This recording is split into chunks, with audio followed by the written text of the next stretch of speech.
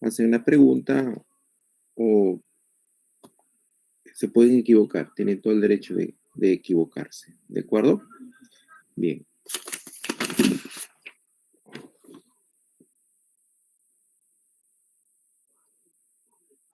Bueno Traveño, Diego, ¿está presente?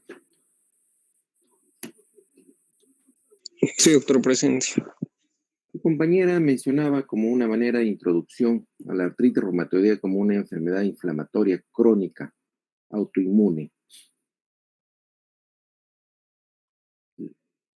Sí, doctor.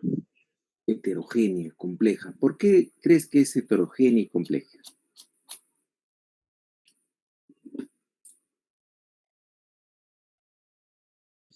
Bueno, como mencionó la compañera, la artritis reumatoidea puede ser una inflamación de carácter autoinmune, ¿no? Ahora, ¿por qué sería heterogénea y compleja? Bueno, No, compleja me imagino porque conlleva una serie de reacciones, ¿no?, inmunológicas, de carácter inmunológico, para producirse una inflamación de manera crónica, ¿no? Y que no, no hay reversibilidad. Ahora, eh, heterogénea, no, la verdad no tengo idea, doctor. Chura Sequeiros, ¿qué opinas? ¿Por qué crees que es heterogénea y compleja?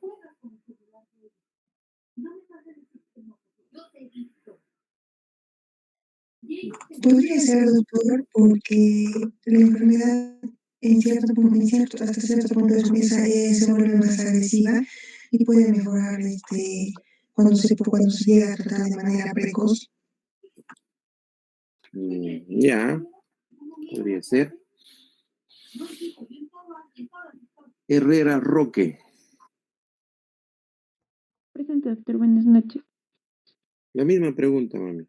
Doctor, ¿podría ser más que todo en referencia a que la artritis reumatoide no solo va a afectar a lo que van a ser las articulaciones con artropatías, sino también van a afectar, o bueno, va a tener manifestaciones extraarticulares que son como los nódulos reumatoides que mencionó, las afectaciones Ya. a nivel cardiovascular como vasculitis o pleuropulmonares, ¿no, doctor? Sí, supongo que se refiere a ese entorno.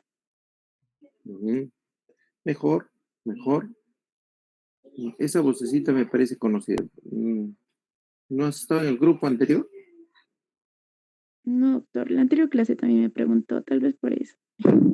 En el otro grupo, de los otros grupos de alumnos que pasaron ya el semestre. No, doctor, Mm, recién estoy llevando. Ok, Inca Ortiz. Presente, doctor.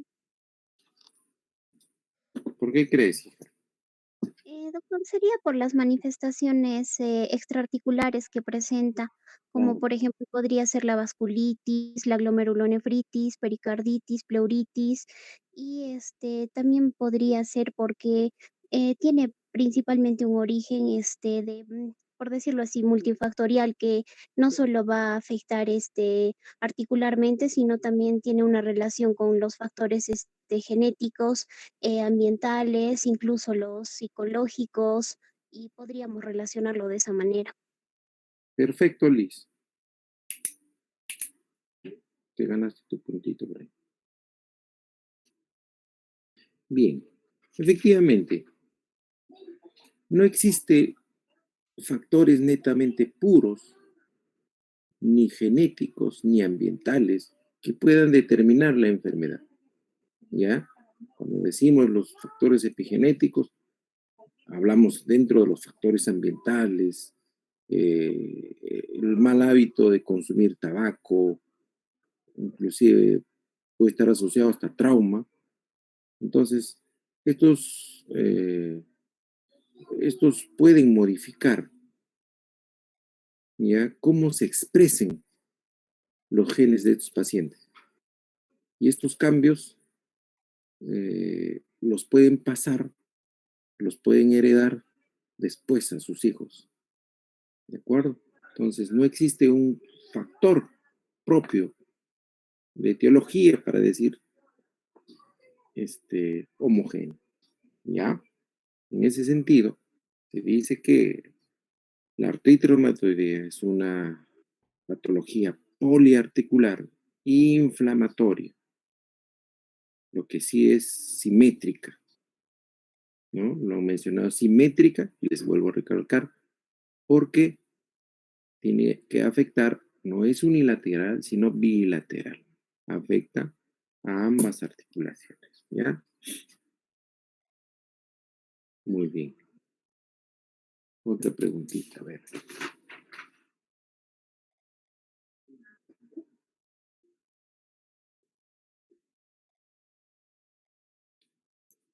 ¿Dónde está tu exposición?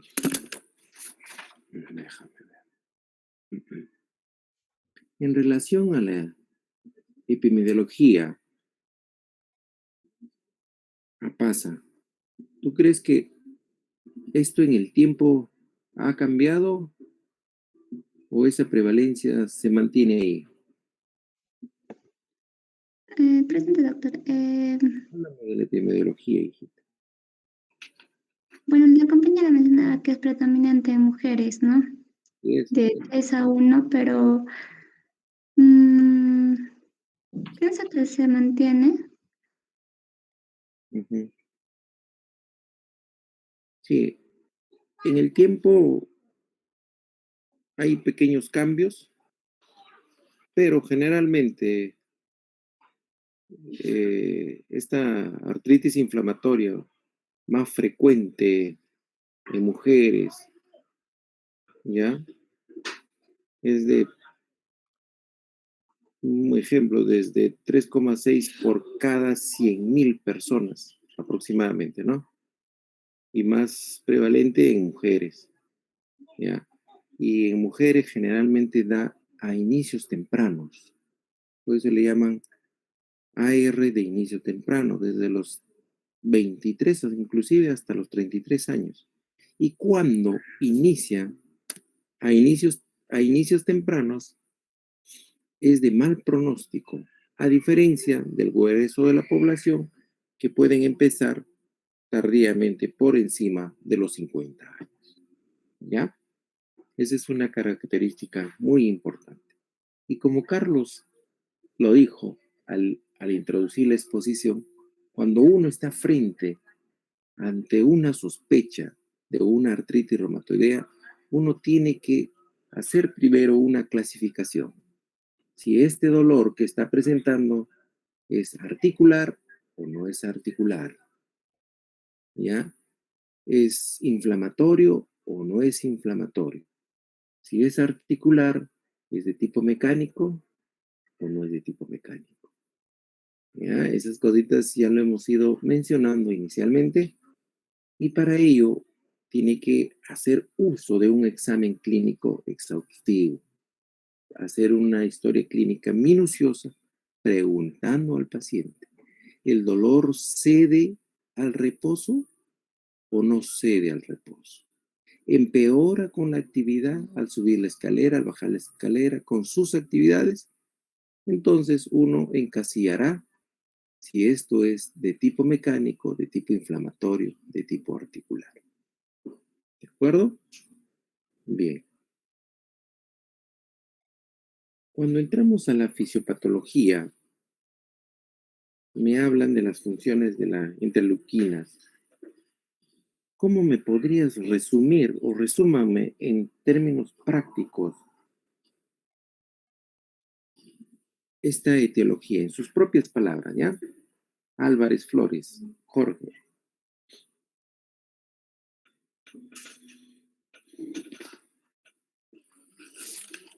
Doctor.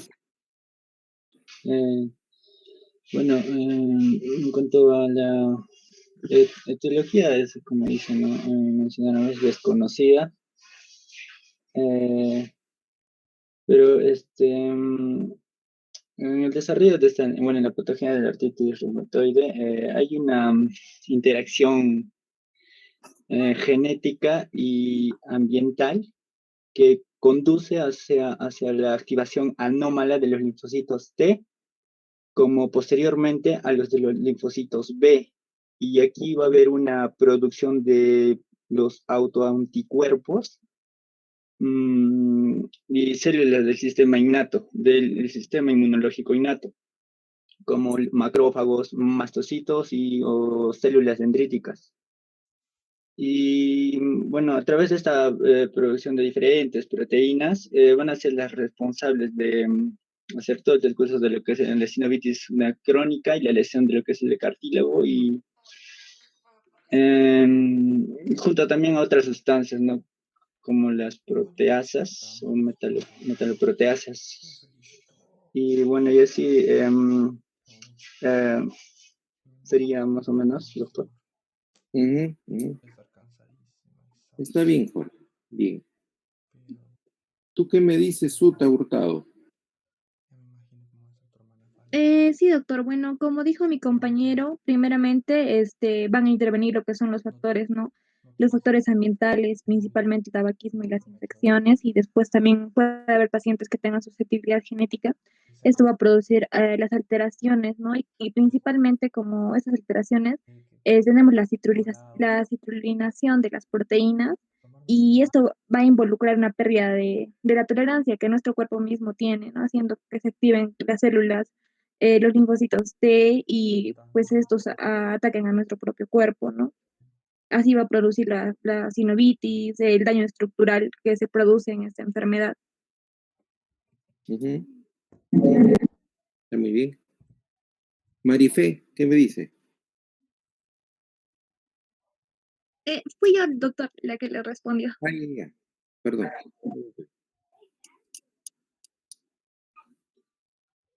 Un ratito, chicos, listo. Herrera Roque.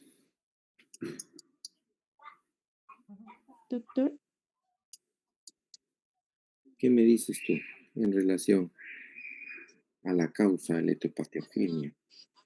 Bueno, doctor, de acuerdo a lo que yo leí esto, bueno, también lo mencionaron mis compañeros, bueno, era principalmente desconocido, pero también esto tenemos que tener en cuenta que se da a partir de tres causas, ¿no? La base genética, la respuesta inmunológica y la reacción inflamatoria.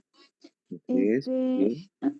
Y en cuanto a la respuesta inmunológica, ¿no? Lo que explicó mi compañero, que van a intervenir tanto los linfocitos T y los linfocitos B, además de los macrófagos y las manifestaciones en este caso se dan porque va a haber liberación de lo que van a ser células inflamatorias efectoras, ¿no? Moléculas como interleucina 1, interleucina 6, factor de necrosis tumoral y también el factor, ¿cómo se llama? Inhibidor de la migración de macrófagos y también en cuanto a la reacción inflamatoria, que vamos a encontrar los polimorfos nucleares, los cuales migraban al tejido sinovial, donde fagocitaban los complejos inmunes, y aquí hacían lo que era la liberación de enzimas que hacían, ¿no? La respuesta inflamatoria en sí. Eso, doctor. Como se han dado cuenta, se suma grupo de factores genéticos, medioambientales, para el desarrollo de esta enfermedad, ¿no? Entonces, dentro de esos factores genéticos que ya ustedes me han mencionado, también hay factores medioambientales que cumplen un papel muy importante en el desarrollo de esta enfermedad. El hecho de que el paciente sea fumador, ya se ha demostrado en metaanálisis que estos pacientes tienen predisposición a desarrollar la artritis reumatoidea cuando tienen los factores genéticos dispuestos, ¿ya? Entonces, pero hoy en día se habla mucho de otros factores, el factor de consumo de carne roja, y yo a eso le agrego y estoy convencido que es un factor muy importante los estados somáticos. Pacientes que cursan con estado de ansiedad, angustia, depresión, miedo, fobia, temor, todos esos estados que son como el Espíritu Santo, que tú no lo ves, están ahí, desencadenan esta enfermedad. Convencido al 101%, ¿ya? En mis prácticas, en mis rotaciones, yo veía el eso de AR complicada, a veces con pulmón, a veces con corazón, a veces con vasos sanguíneos, como las vasculitis, y que en consultorio los habíamos visto 3 semanas atrás muy bien. Podría decir que estaba una R bastante controlada, ¿no? Pero que por cosas X de la vida, lo encontraba en el piso hospitalizado. Entonces, fue mucha la curiosidad de por qué subían ciertos pacientes. Y es así que en el tiempo quedarme con estos pacientitos conversando largas horas, ¿ya?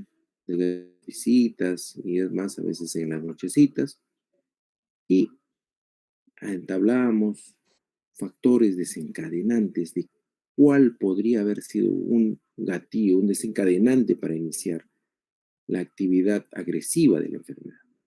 Les cuento esto porque sí tiene mucha, mucha importancia. En un caso, encontré que la madre había perdido a su hijo recientemente, hace 2 semanas atrás, ¿ya? Y esa angustia, esa desesperación activó a la enfermedad de una forma más agresiva, ¿de acuerdo? Entonces, y así, en otro caso, un varón con artritis reumatoidea que era casado y que terminaba todo el negocio y que se enteró que la esposa salía con un caballero y el hombre entró depresivo, ya quiso incendiar el negocio y temas así, que luego a las semanas desencadenó la enfermedad.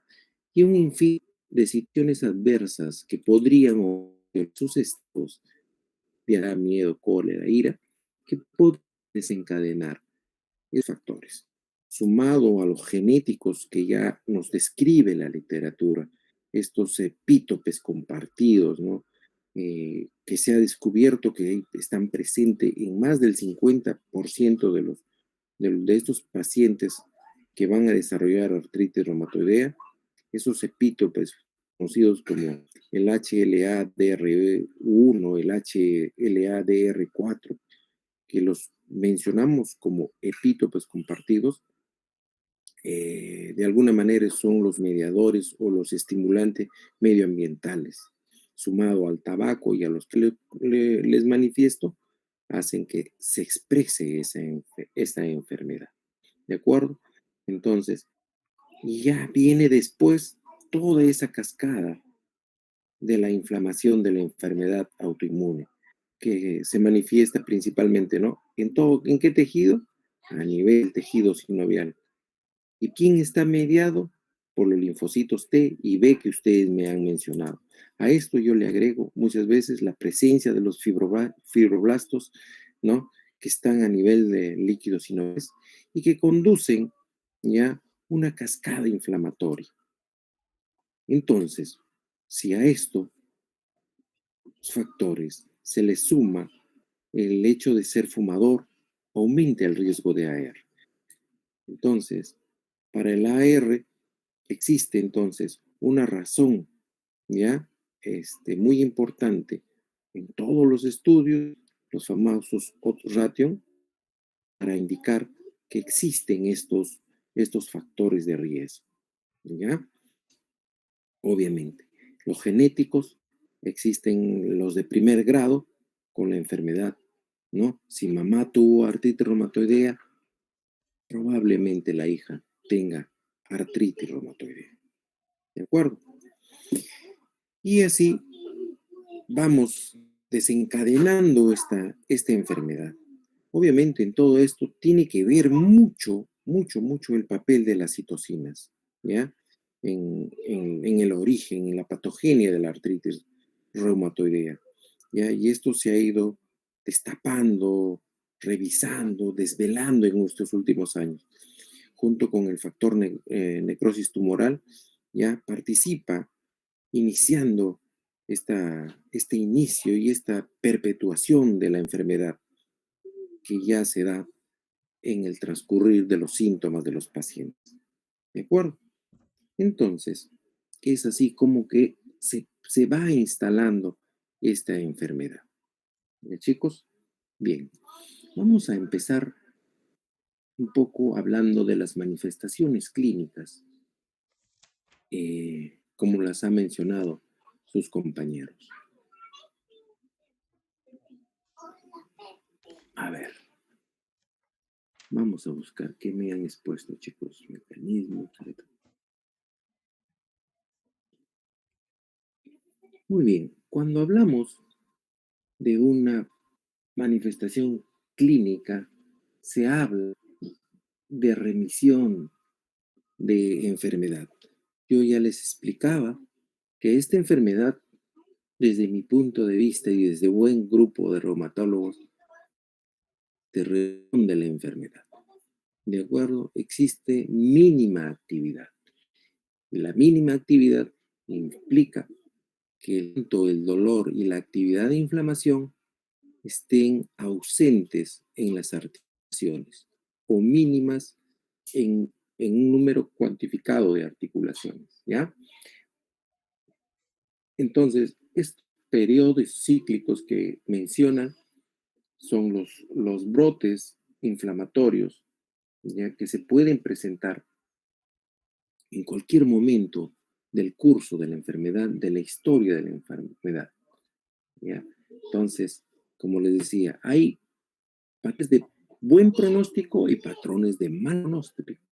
Uno de los patrones de peor pronóstico es empezar tempranamente la enfermedad, a diferencia de los que empiezan tardíamente la enfermedad.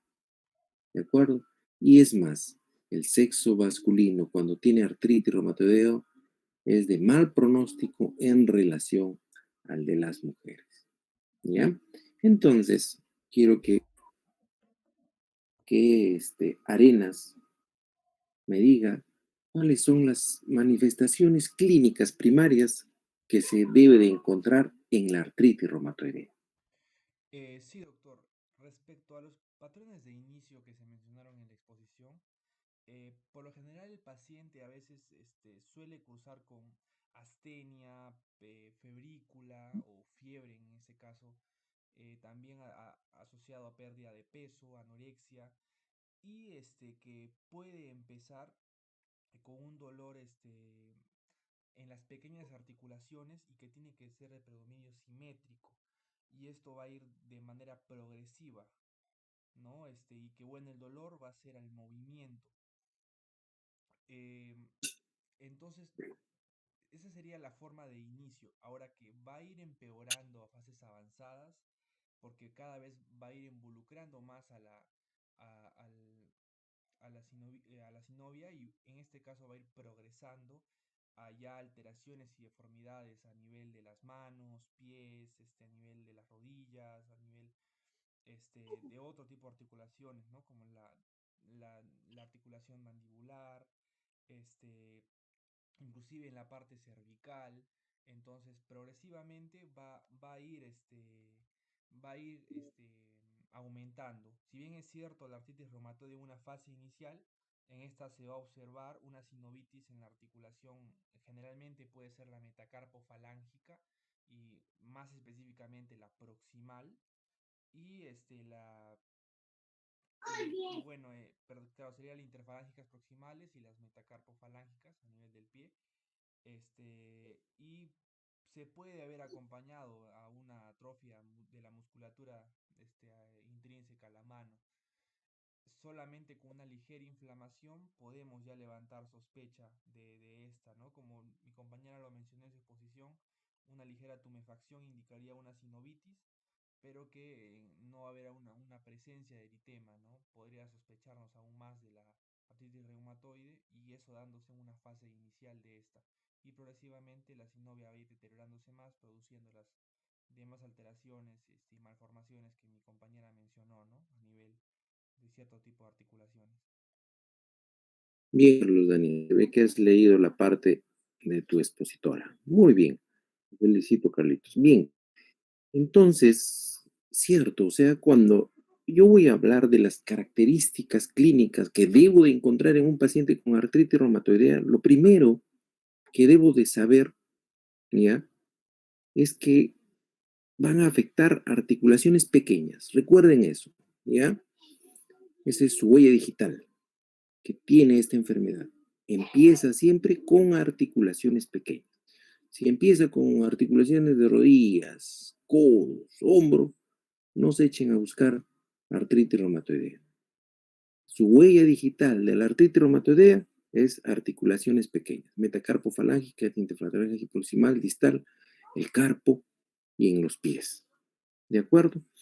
Pero a esto, como lo dijo, se suma el dolor, la rigidez, la tumefacción, el edema, ¿no? Típico en estas articulaciones. Es por eso que existe número de articulaciones tumefactas, número de articulaciones dolorosas, en el famoso DAS-28 que lo ha mencionado también el compañero, ¿ya? Entonces, estos síntomas pueden durar semanas, hasta meses, hasta llegar al médico. A veces el paciente empieza con articulaciones pequeñas, pero terminan avanzando a articulaciones grandes. Y no solo articulaciones, pueden comprometer tendón, pueden comprometer las bolsas serosas, las bursas que les llamamos, ¿no? Entonces, pueden producir inclusive rigidez típica, predominio matutino, que duran mayor de 30 minutos, ¿ya?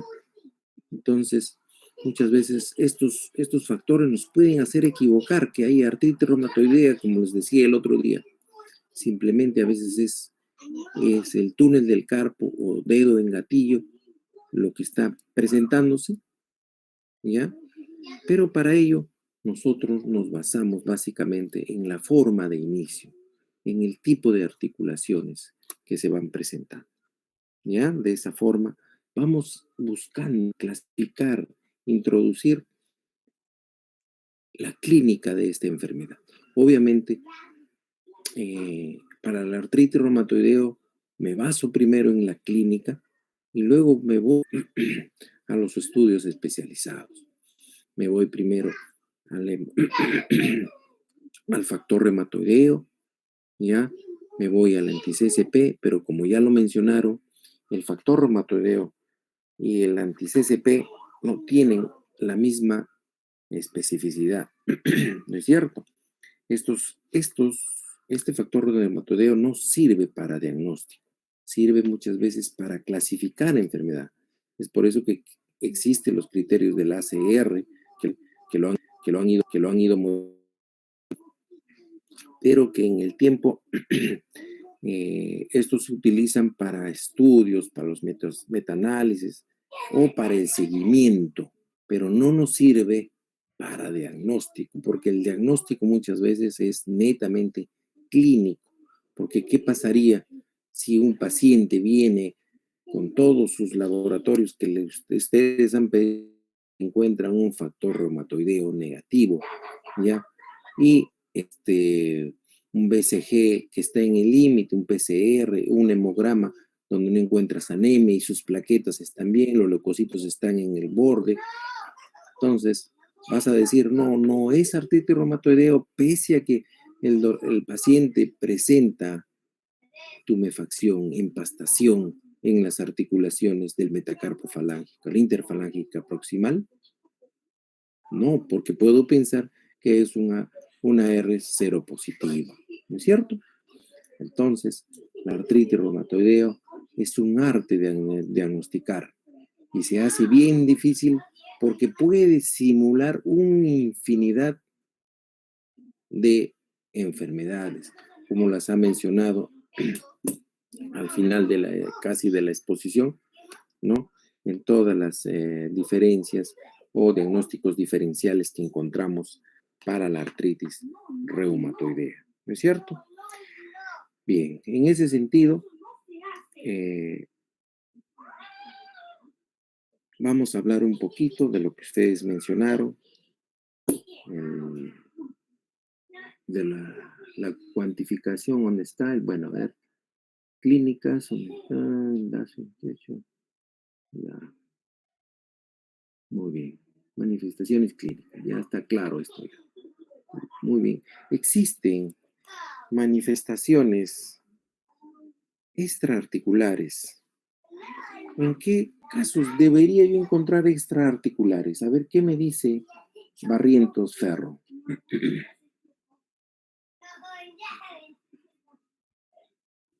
Doctor, más que todo estas manifestaciones extraarticulares se van a presentar en un paciente con artritis reumatoide grave. Perfecto, muy bien. Y mencióname una manifestación extraarticular que hayas leído y que hayas encontrado en esta patología. Ya, primeramente los nódulos reumatoides, doctor. Más que todo se manifiestan a nivel del dorso de las manos y del tendón de Aquiles y son Así es. indolores y de consistencia firme. Así es. Así es.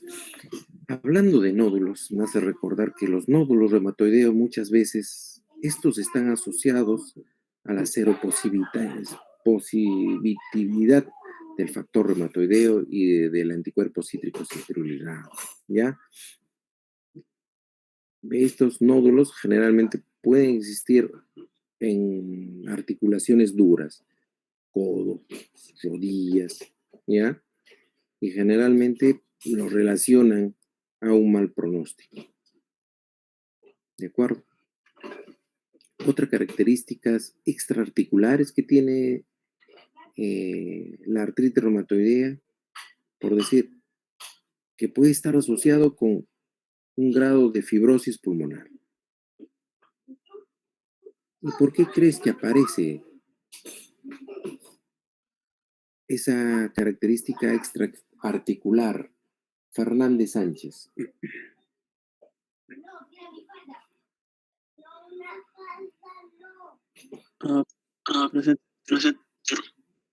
Dime, Fernández. En caso de la manifestación, como ustedes mencionan, hablar manifestaciones pleuropulmonares como pleuritis con derrame o fibrosis intersticial. Y yo creo que se da mayormente por el estado o porque existe inflamación, una inflamación que se da en forma sistémica.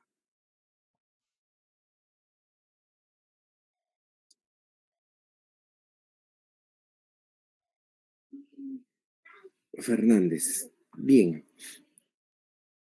Es por eso que la artritis reumatoidea tiene como nombre artritis reumatoidea autoinmune sistémica. Y cuando empezamos las clases le dije que ustedes están en todo la obligación de que sus pacientes comprendan bien la enfermedad. Que esto no solo puede quedar en un tema de compromiso articular, sino que también puede aparecer compromiso sistémico. Y a eso vamos, que la fibrosis pulmonar, el derrame pleural, esos exudados, tanto a nivel del pericardio, a nivel de la pleura pulmonar, están asociados a compromisos sistémicos.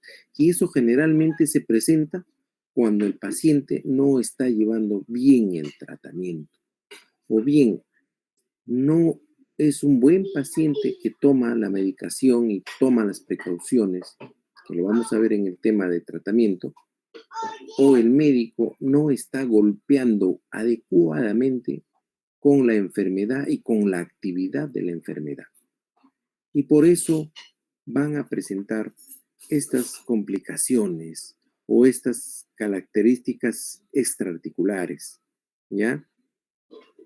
En el caso de las vasculitis, ¿ya? En el caso de la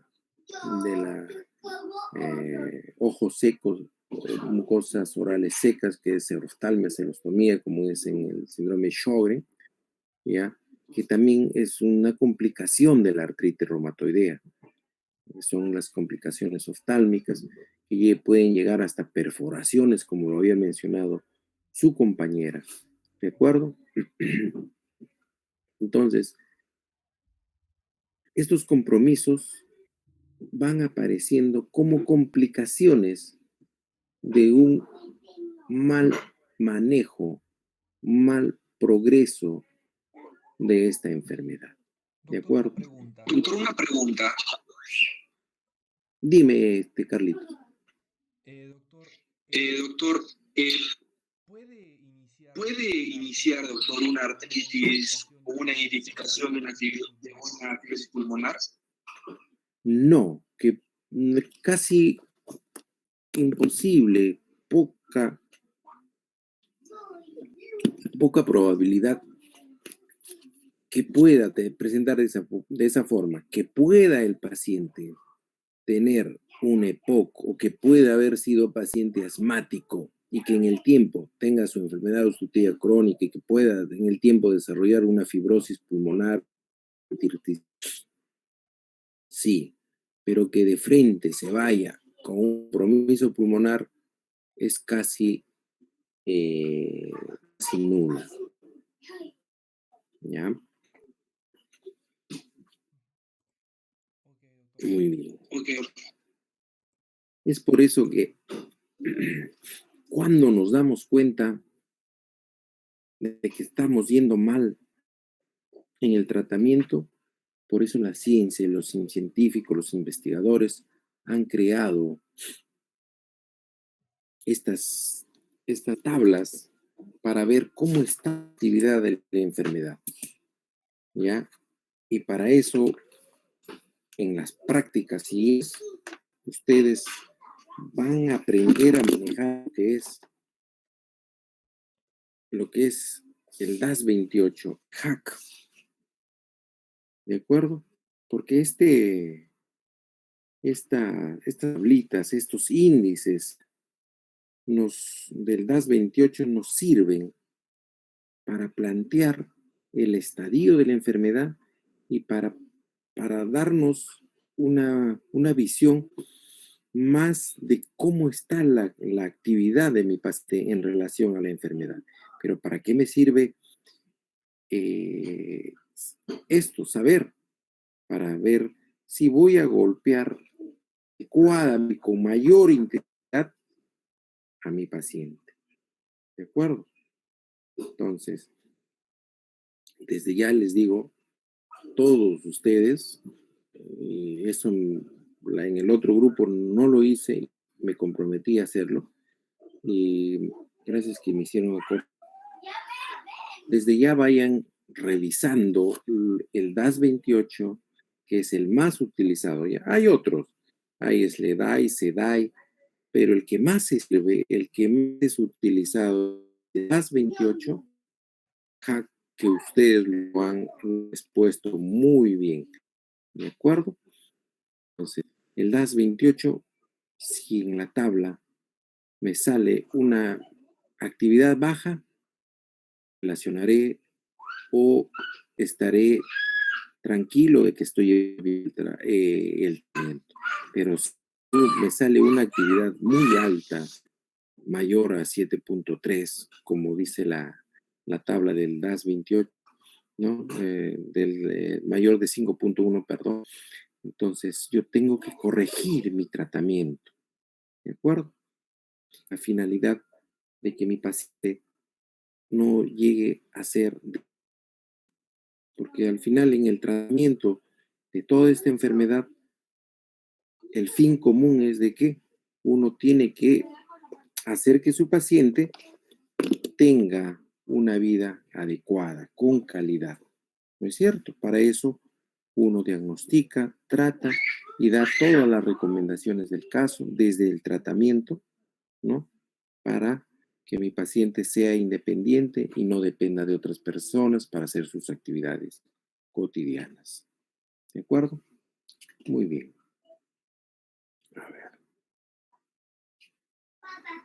Vamos a ver.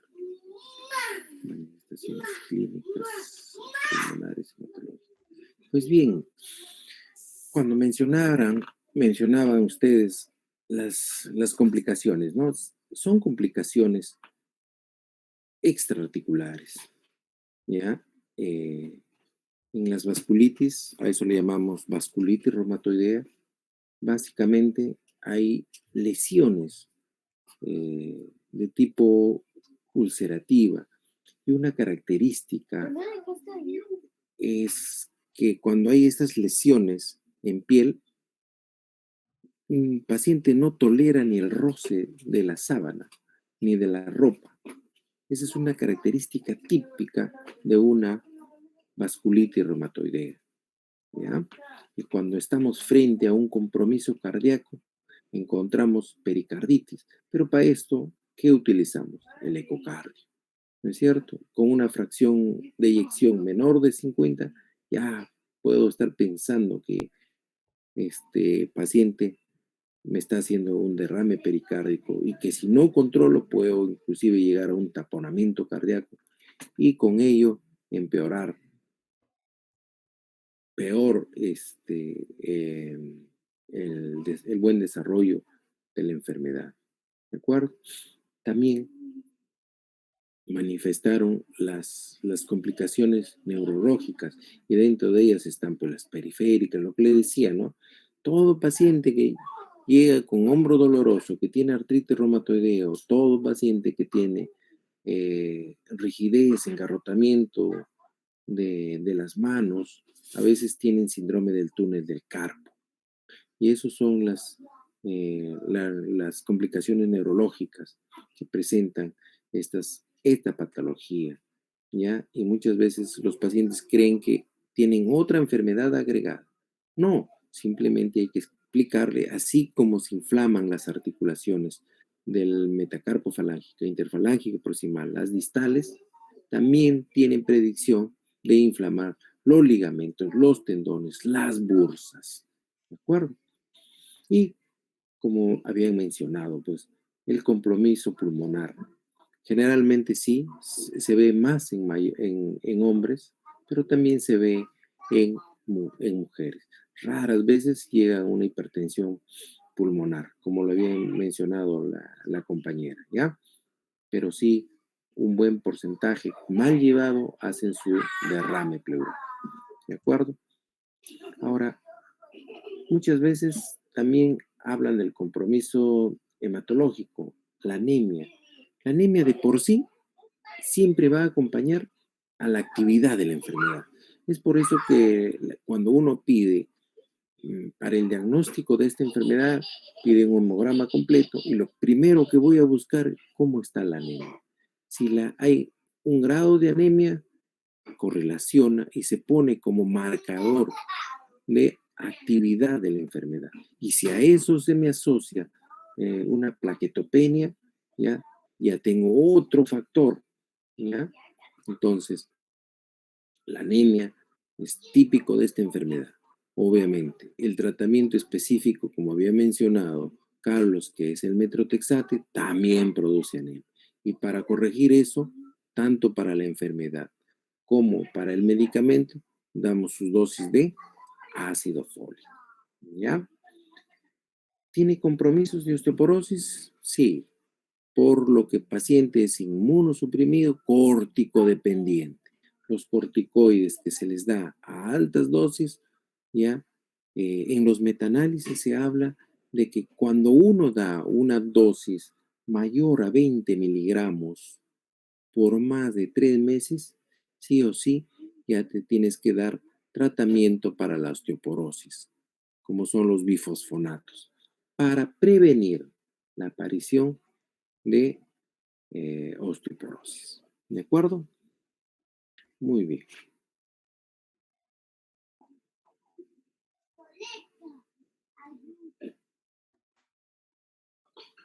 A ver, ahí está. A ver, laboratorio. Justo lo que habíamos hablado. La anemia, los leucocitos, la trombosis, la leucopenia, ya. Eosinofilia. Cuando yo pido y veo los eosinófilos que están elevados, uno en estas condiciones, lo primero que tiene que descartar cuando es primaria el dolor articular, una artritis reactiva, ¿de acuerdo? ¿Ya? Que condiciona peor pronóstico, ya cuando se ha diagnosticado, se habla de ciertos parámetros, pero generalmente esto está relacionado más a estados de alergias, ¿ya? Alergias y aparición de ciertos parásitos intestinales en nuestros pacientes. Muchas veces han aparecido cuadros de parasitosis, ¿ya? Con dolores articulares y que tratan la parasitosis y se van todos los cuadros, ¿ya?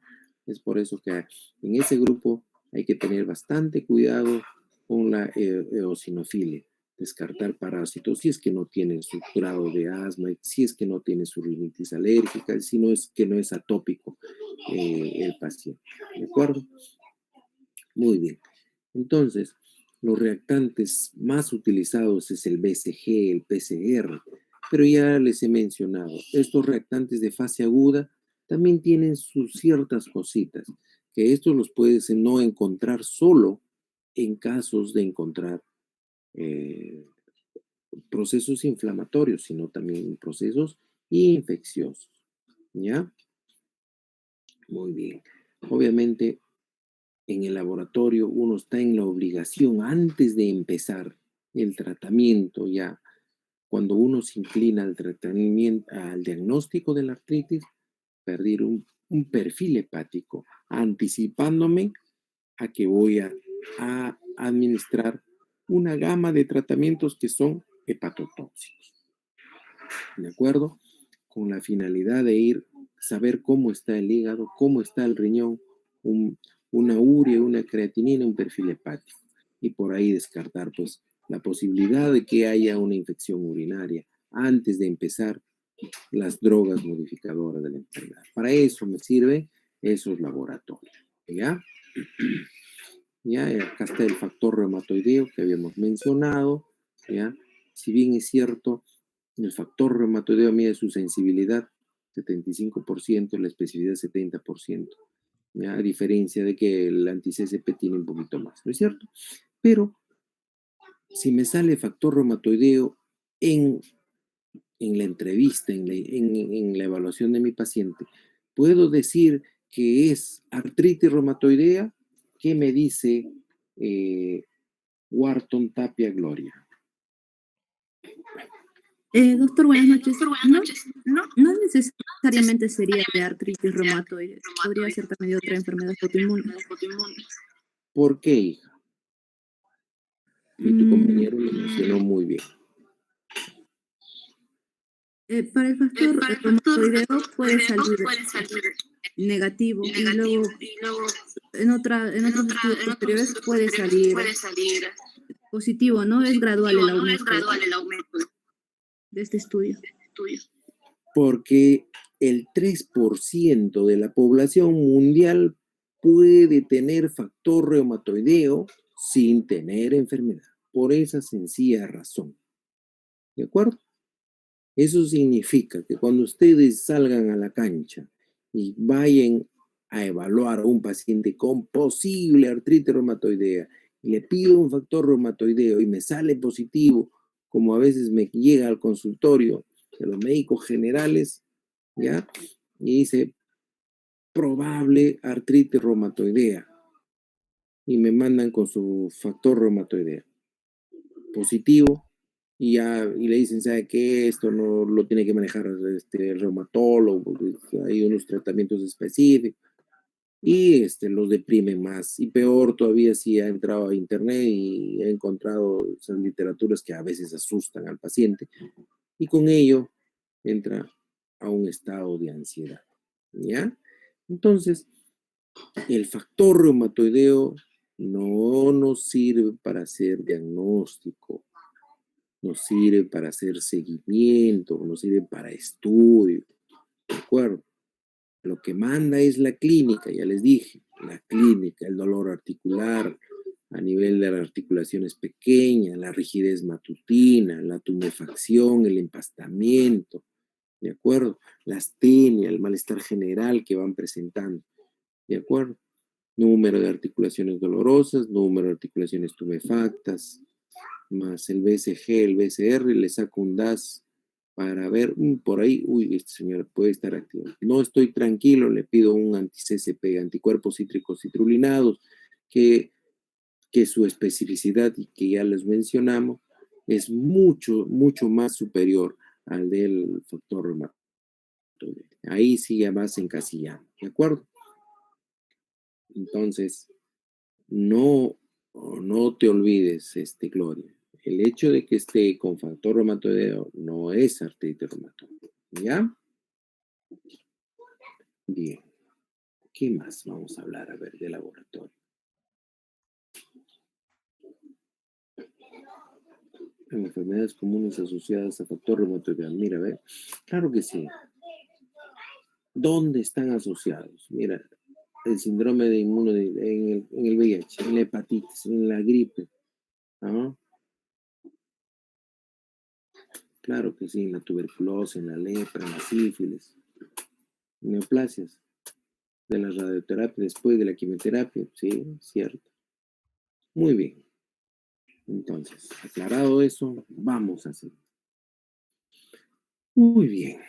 La radiología, estas imágenes que a veces tenemos oportunidad, ventana de oportunidad, para encontrar hallazgos radiológicos y que nos puedan predecir. Yo ya les mencioné el otro día, ¿ya? Las primeras semanas, ¿qué deberíamos de encontrar o no deberíamos de encontrar?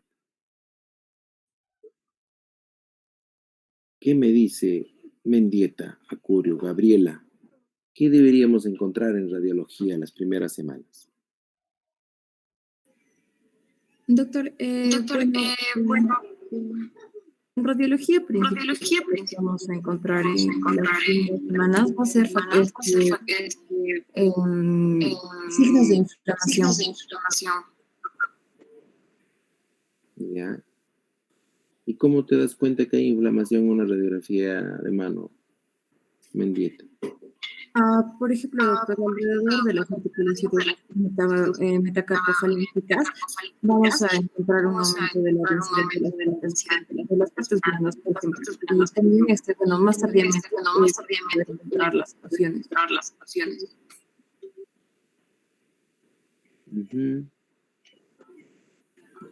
Muy bien.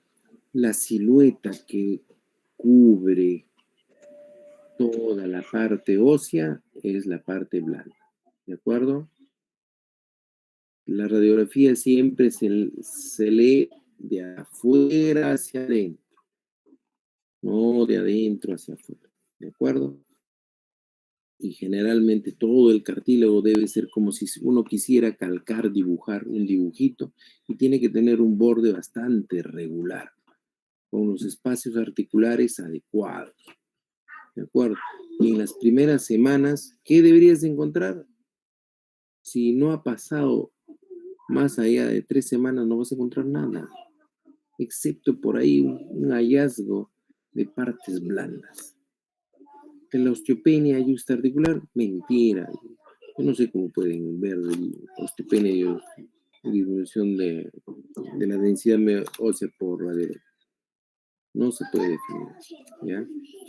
Lo que sí tardíamente podemos encontrar son las erosiones articulares, ¿no es cierto? Que han mencionado ahí en la exposición, la esclerosis, ¿ya? Como yo le decía, el desboronamiento, la mordida de pericote que se encuentra a nivel del borde yuxtaarticular de las articulaciones. Y obviamente más tardío, el eje de las articulaciones no mantiene un eje adecuado en relación a la anatomía ósea de la mano, pues no.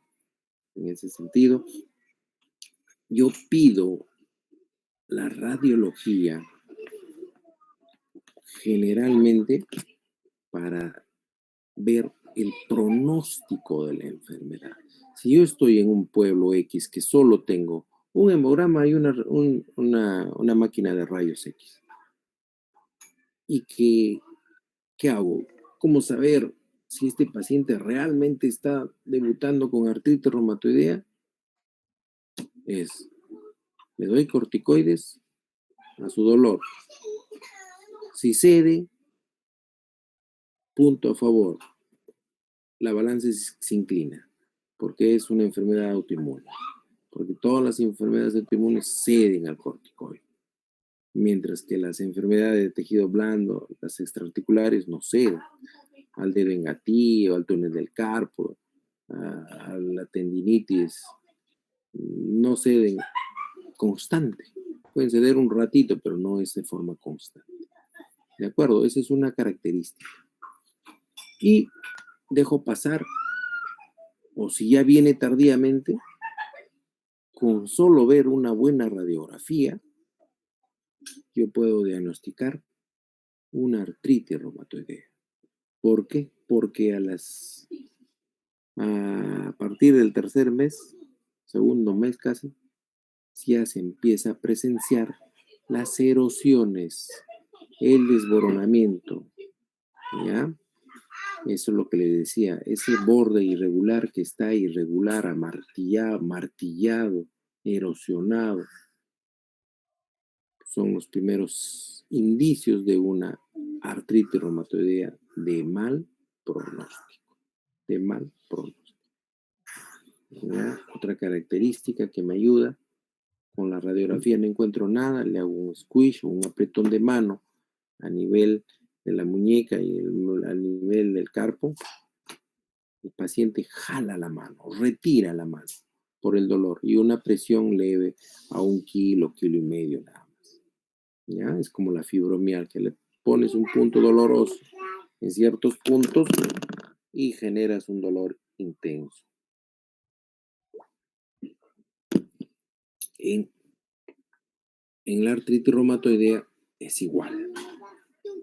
Obviamente en el estadio tardío ya encuentras cosas groseras, pues no, como las deformaciones, las luxaciones, ya el cuello de cisne, ya el de ojal y todas las complicaciones tardías que pueden presentar esta enfermedad. ¿Ya? La ecografía. La ecografía es muy útil, indudablemente. Nadie le quita el mérito. Más si es un buen transductor y si tiene ecodoppler color, perfecto. La única desventaja de la ecografía es que este instrumento es mano dependiente. ¿Ya? Generalmente, a veces sucede esto, yo les digo con bastante experiencia, que cuando uno quiere encontrar actividad de enfermedad en artritis reumatoidea y tú mandas a hacer una ecografía de partes blandas a un médico que no se ha capacitado en un centro hospitalario académico, netamente reumatológico, va a tener muchos errores, ¿ya? A diferencia de que lo haga un reumatólogo que ha visto N veces cómo se presentan las erosiones, el ecodoppler presencia a nivel de las cápsulas, a nivel de las articulaciones, ¿ya? Entonces sí ayuda mucho la ecografía. Pero de lo contrario, tiene sus limitaciones. ¿Ya? Muy bien.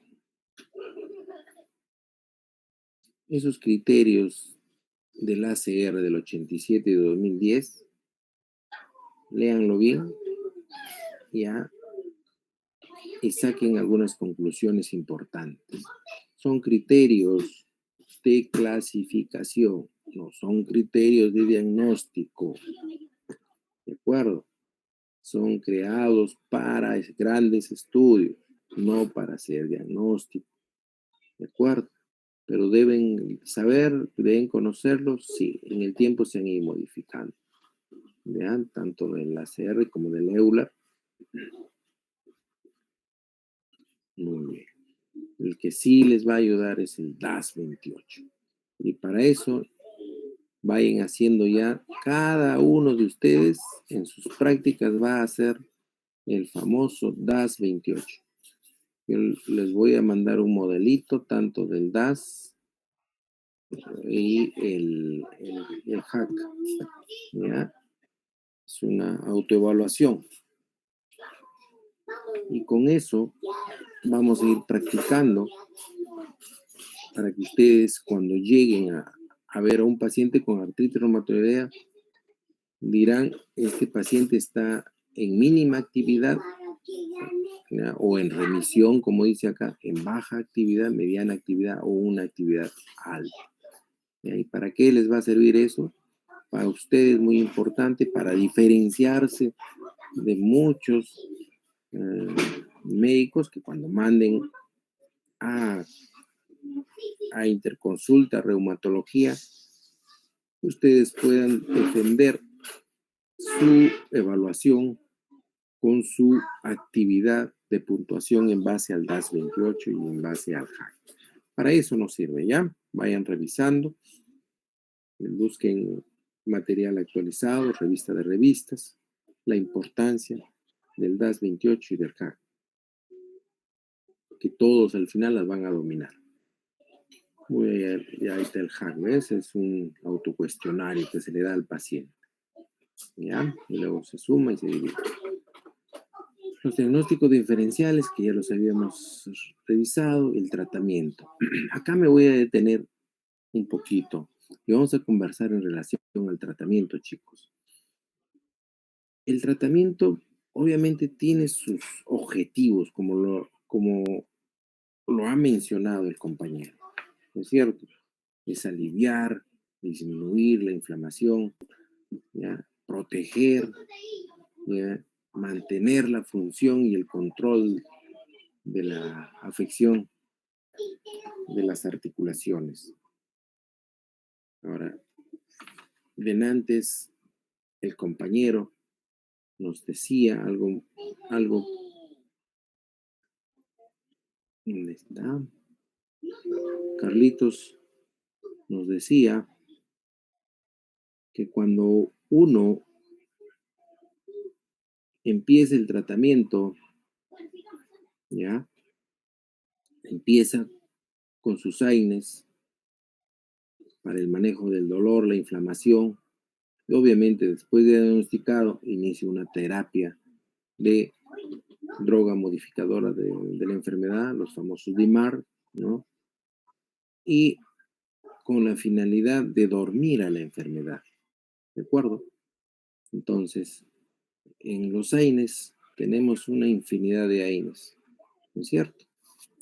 Los COX-1, los COX-2, que en su momento se utiliza, que no es el tratamiento específico para la artritis reumatoidea, ¿ya?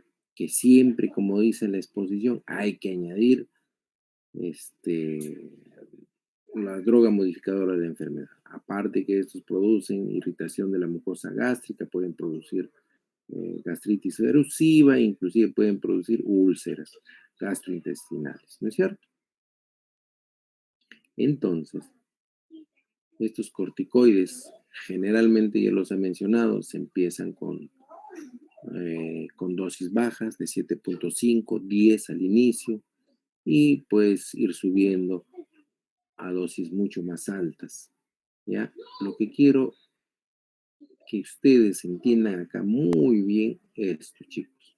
Cuando uno comienza con las drogas de enfermedad, las famosas drogas modificadoras de la enfermedad, generalmente se asocian al metrotexate, ¿ya? Al leflunomida, al sulfasalacina, que son los primeros medicamentos moduladores de la enfermedad. Y Carlitos, Daniel, nos decía que cuando hay un fracaso a este metrotexate, uno tenía que utilizar leflunomida. Muy bien. Carlitos, te voy a hacer una pregunta para que afiances más este conocimiento y puedas compartirlo para todos. Cuando tú mencionaste uno de los dharmas principales, que es el metrotexate, ¿cuándo consideras tú fracaso del metrotexate?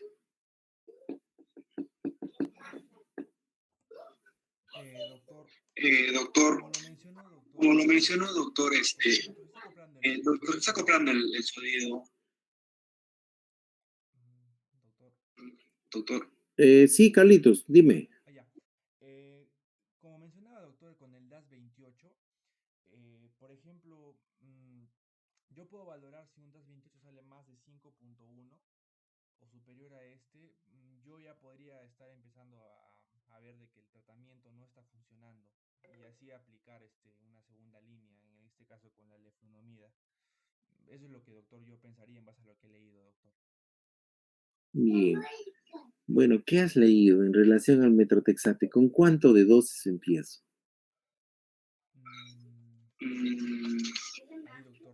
Ahí, doctor, no estoy seguro. Ya, hijo, está bien, está bien. Bien, chicos, aquí ya empieza el arte del manejo de estos pacientes.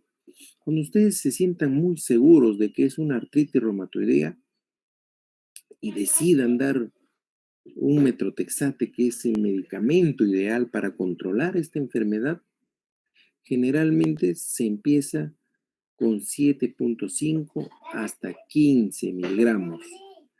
Hay de presentaciones en genérico que es de 2.5, como las que damos en el Seguro Social, y en marcas tenemos pues en una monodosis de 15 miligramos, de 10 miligramos, ¿ya?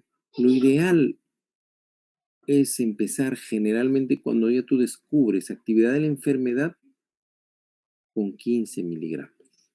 ¿Bien? Y cuando uno da con 15 miligramos y como dice Carlos, le saco un DAS 28 y me da una puntuación mayor a 5, voy a decir que esto no está yendo bien y tengo que cambiar de tratamiento. No, no. ¿Debo de agregar otro medicamento? Sí. Y con 2 medicamentos veo la actividad en 2 semanas, cómo está la actividad. ¿Debo quitar de tratamiento y pasar a otro medicamento? No. ¿Debo agregar un tercer medicamento? Sí. Generalmente va metrotexate, leflunomida, azatioprina. ¿De acuerdo? Pero nunca puedo pasar, saltearme, brincar, dar un garrochazo sin antes agotado las formas de vía, las dosis completas de la enfermedad. ¿De acuerdo? Eso quiero que se lo fijen bien, ¿eh? Bien, bien, bien. Y eso les sirva a ustedes no solo en la parte de reumatología, sino en cualquier patología que ustedes vean que no responde al tratamiento. ¿De acuerdo? Sea una infección urinaria, lo que sea, primero manden toda la dosis máxima que puedo dar. Y si no va, cambien de dosis. Porque en el metrotexate muchas veces sucede que pacientes los tienen con 5 miligramos, ya, con 10 miligramos semanal asociado a su corticoides y que no les va bien. Y de ahí están pensando cambiar de la primera droga modificadora de la enfermedad, la primera droga y la mejor demostrada que controla la enfermedad. No se hace eso, chicos. Generalmente lo llevas a 15, lo llevas a 20 y lo haces llegar hasta 25 miligramos vía oral. Si con 25 miligramos controla, pero vienen los efectos secundarios, gastrointestinales,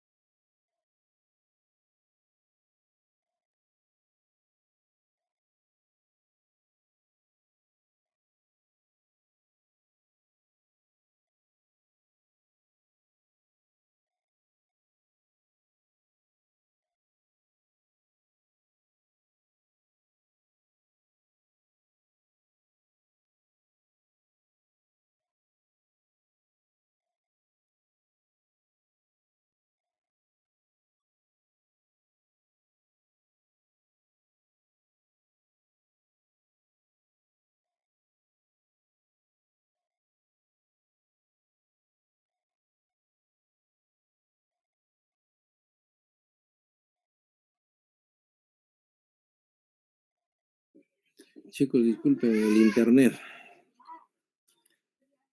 Bien, chicos, me escuchan, ¿verdad? Sí, doctor. Bien, chicos. Se ha apagado porque ya no estamos pasando de hora también. Ya, pero doctor, córtala ya. Entonces,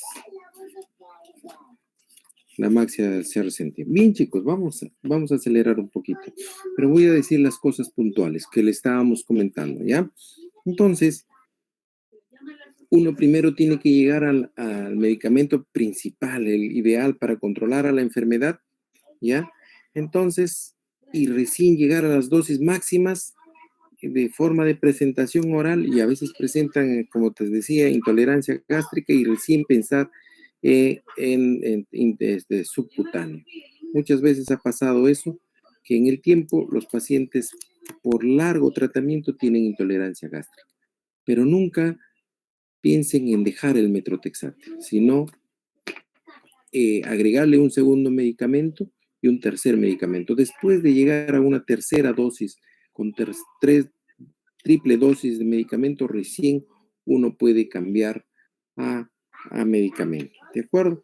Entonces, el patrón de tratamiento es eso, ¿no? Y como ya les había mencionado, hay que monitorizar a estos pacientes para ver los efectos secundarios que pueden provocar estos medicamentos. Obviamente, hay que plantearle siempre al familiar las recomendaciones como términos generales. Deje de fumar, deje de tener estrés, ansiedad, angustia, depresión, lo que le he dicho, haga ejercicios, ¿ya? Mantener un peso ideal ayuda muchísimo para no dañar más el consumo del alcohol, ¿de acuerdo? Obviamente, como decía en la exposición, todo paciente que va a iniciar tratamiento se recomiendan vacunas para los varios tipos de virus que ya conocemos en nuestro medio, ¿no? Obviamente vacunas inactivadas, ¿no? O atenuadas, para iniciar sobre todo la eflumimida, metrotexate, ¿ya? Después, ¿qué más?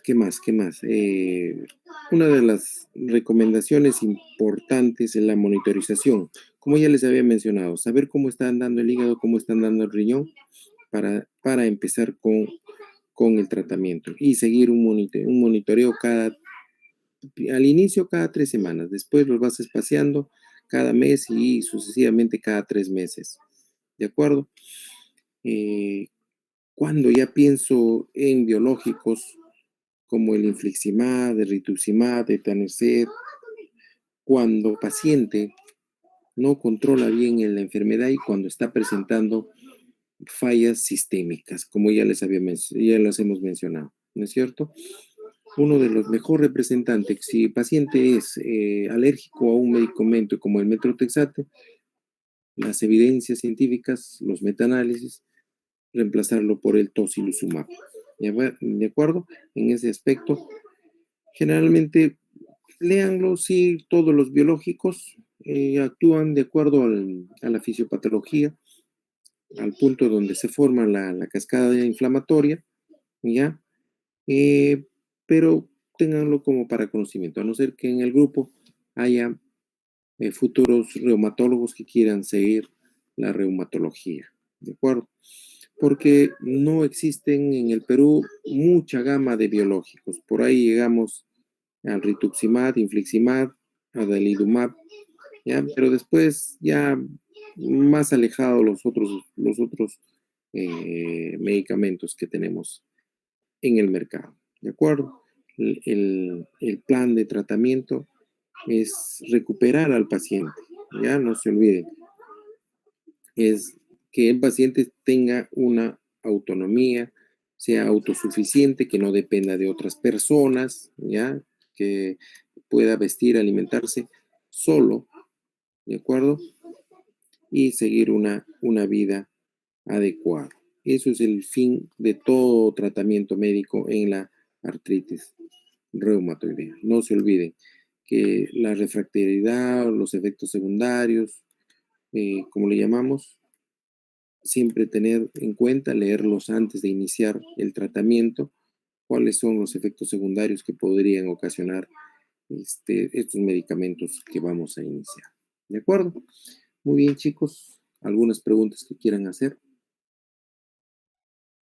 Y si todo está claro, de todo lo que hemos estado hablando, de eso mismo va a salir las preguntas y de lo que ustedes han expuesto acá. ¿Ya? Nada del otro mundo. Pero eso sí les pido, siempre, siempre el médico se caracteriza por estar leyendo constantemente, aclarando sus dudas. ¿Ya? Hoy en estos tiempos en que no lee en medicina y que cuando llegue a ser médico y le dé mucho roche y a preguntar a los colegas, es porque no ha dado buen uso de sus herramientas de estudio. ¿De acuerdo? En mi tiempo todavía recién empezaba la internet. No había mucho, nosotros éramos pura literatura. Pero hoy en día uno ya puede entrar a una página para ver una revista actualizada. Y eso me da mucho avance en relación a otro tipo de lecturas o libros antiguos. ¿Todo claro, chicos? Doctor, disculpe, yo quería preguntarle, pero no es el tema. Quería preguntarle sobre el libro que mencionó en la anterior clase. Ya.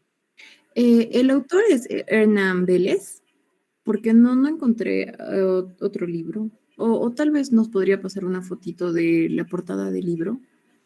Ya. Como te digo, yo generalmente hoy en día ya no utilizo el grande libros, está por ahí el Kelly, ya eso es un tratado que viene en 4 tomos gruesos, que es el padre de la reumatología, que también está ahí en internet, ya, el ser, ya, está Harris, los libros clásicos, pero generalmente las revistas que salen del Rheumatology, del ANA, donde están ahí, ¿no? Después, otras editoriales,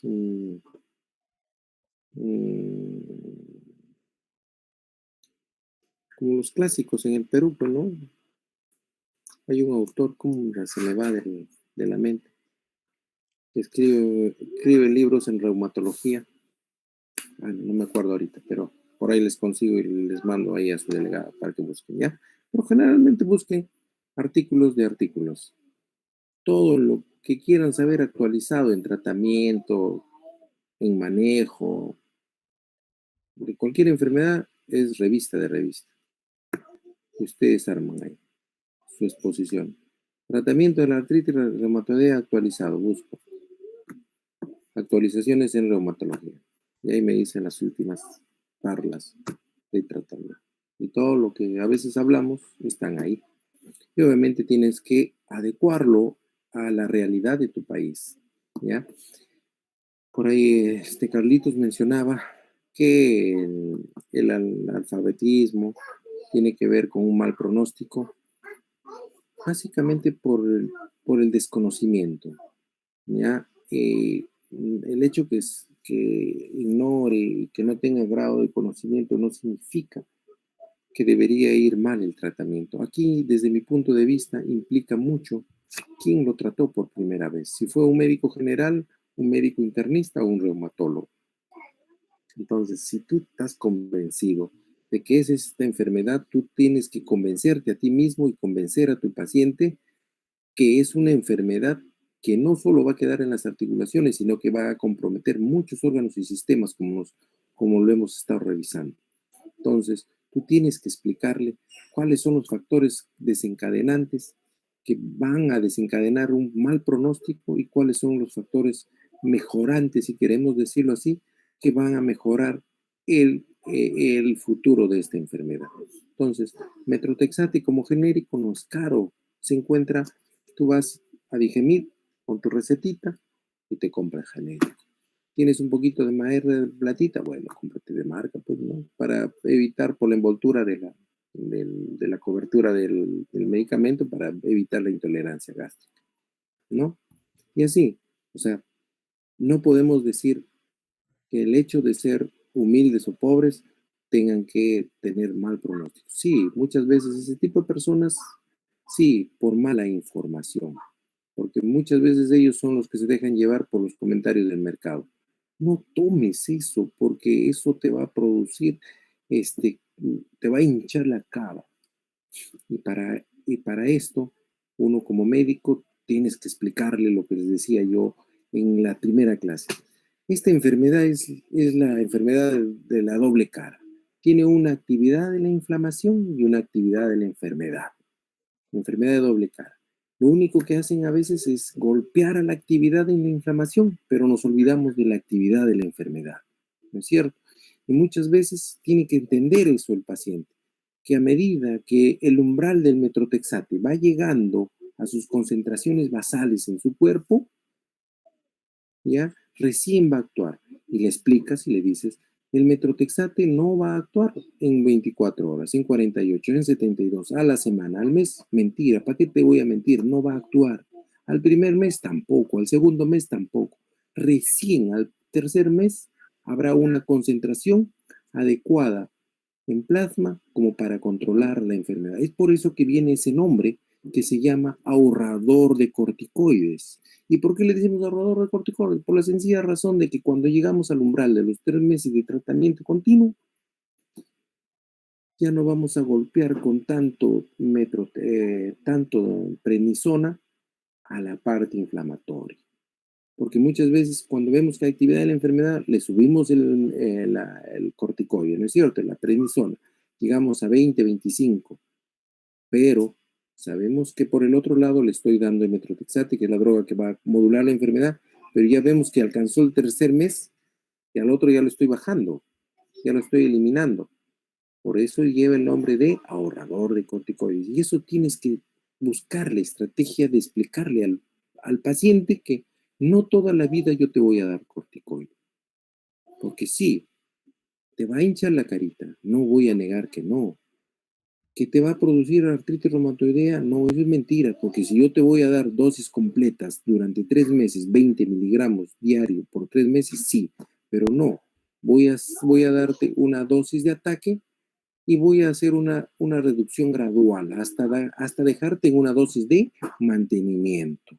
Pero si tú me abandonas este medicamento, probablemente solo te vayas a sentir bien con la prednisona, que te va a controlar la inflamación, te va a hacer sentir bien porque no hay dolor. Pero la enfermedad está avanzando por dentro, no estás golpeando la enfermedad. Como les decía del cuento del criar el Doberman, que cuando va creciendo te muerde la mano. Utilicen sus estrategias, chicos, y eso no lo van a encontrar en los libros, en la revista, eso lo van a encontrar en el análisis que ustedes hagan de cómo manejar esta enfermedad. Es por eso que el arte de ser médico no radica en leerse los mejores libros, sino de entender a la enfermedad y entender qué medicamentos lo controlan. Y hago yo el arte de manejar, el arte de jugar con los medicamentos hasta conseguir una mínima actividad de la enfermedad. ¿Sí? Muy bien, chicos. ¿Alguna pregunta más? Si todo está ahí, en otros días seguiremos conversando muchas cosas más. Artritis reumatoidea tiene un montón de cosas, chicos. Nos pasaríamos todo el año hablando de artritis reumatoidea y no acabaríamos.